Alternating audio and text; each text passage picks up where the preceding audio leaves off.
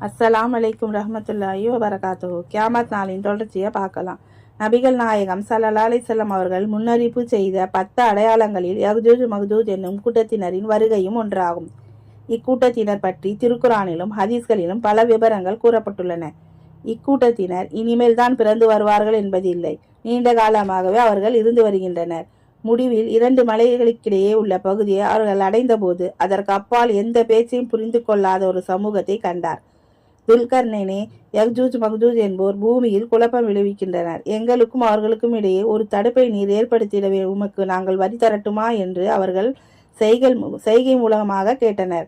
என் இறைவன் எனக்கு அளித்திருப்பதே சிறந்தது. வலிமையால் எனக்கு உதவுங்கள். உங்களுக்கும் அவர்களுக்கும் இடையே தடுப்பை அமைக்கிறேன் என்றார்.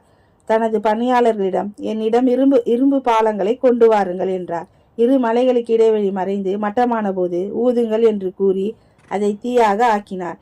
என்னிடம் செம்பை கொண்டு வாருங்கள், அதன் மீது உருக்கி ஊற்றுவேன் என்றார். அதில் மேலேறுவதற்கும் அதில் துவாரம் போடவும் அவர்களுக்கு இயலாது. இது எனது இறைவனின் அருள். என் இறைவனின் வாக்கு நிறைவேறும் போது இதை அவன் தூளாக்கி விடுவான். என் இறைவனின் வாக்குறுதி உண்மையானது என்றார். அவர்களை ஒருவரோடொருவராக மோத விடுவோம். சூறு ஊதப்படும். அவர்கள் அனைவரையும் ஒன்று திரட்டுவோம். அல் குரான் 18வது அத்தியாயம். முன்பே அந்த கூட்டத்தினர் இருந்து வருகின்றனர். அவர்கள் மலைகளால் சூழப்பட்ட ஒரு பகுதியில் வசிக்கின்றனர். அம்மலைகளுக்கிடையே இரும்பு பாலங்கள் அடுக்கி செம்பு உருக்கி ஊற்றப்பட்டுள்ளது. அதை தாண்டி வரவும் முடியாது, அதை குடைந்து வெளியே வரவும் முடியாது.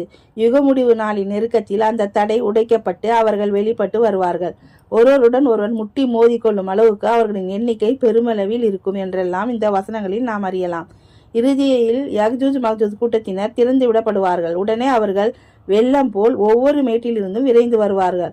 அல் குரான் 21வது அத்தியாயம் 96வது வசனம்.